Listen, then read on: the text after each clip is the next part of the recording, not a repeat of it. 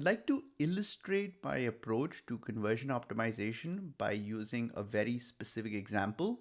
And this is the exact process that we use when working on client projects. So it's literally no different. But I'm using, of course, a non-client example to just show you the methodology. So this is a website, this is a brand called Ono, and they make these wonderful t-shirts. They have a bamboo t-shirt for men, they have a bamboo t-shirt for women, and then they also have these long sleeve t-shirts. So in this example, I'm trying to show a scenario where I'm targeting multiple. I'm basically trying to target them at a site-wide on a site-wide basis. Now, before we get into the targeting, I want to explain my philosophy. I think there are just three types of visitors on a website. There are people who are currently buying, and on the other extreme are people who will never buy, and somewhere in the middle are people who are interested but need a little more convincing. And the biggest revenue opportunity you have is identifying these people who are interested but need more convincing, and then figuring out what you need to tell them in order to increase the statistical likelihood of them buying. So that is the whole game. So how do we filter out these people? So what we've done is, in this case, we're targeting site wide. So across the product page and across the funnel, we've placed these call to action. There's one here on the third image in the image gallery. We don't want our call to actions to scream too much attention, but we don't want them to be completely invisible. So the third image in the image gallery is a pretty solid location. We know that price point is always a point of anxiety, so we like to place a call to action over here as well. It says quality matters. If you come lower on the page where they show their details, there's a call to action over here that says new here. And if you go lower on the page, we have another call to action also that says essentially, are you new here? And that's all the targeting on this page. Now, if you go to the women's page, so if you're shopping for a women's t-shirt, it's the same methodology. We programmatically place this call to action on the third image. We have this quality matters. We have this new here, and we have this one. And similarly, same concept applies on the long sleeve scenario. Now, it's important to understand that these call to actions are conditional. You click on any one of them, all of the other ones become invisible. So we're preventing false triggering of the same CTA more than once, while maximizing the probability that the user will at least see one of those CTAs in their journey. Now that we've created this elaborate mechanism to filter out people who are interested but need more convincing, the $1,000,000 question or the $60,000 question is, what do we tell them in order to get them to buy?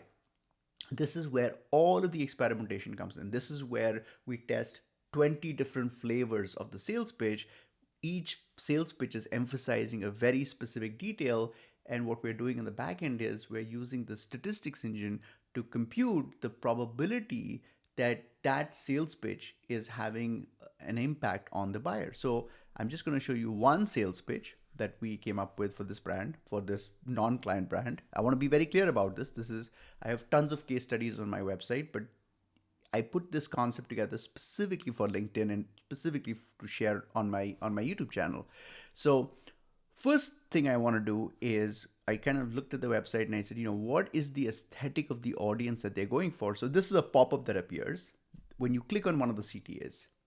And on mobile, it's on full screen. One of the things I noticed in their Facebook images were that they focus very much on outdoor stuff. And so I wanted to have a lifestyle image, but it doesn't show whether it's a short t-shirt or long t-shirt.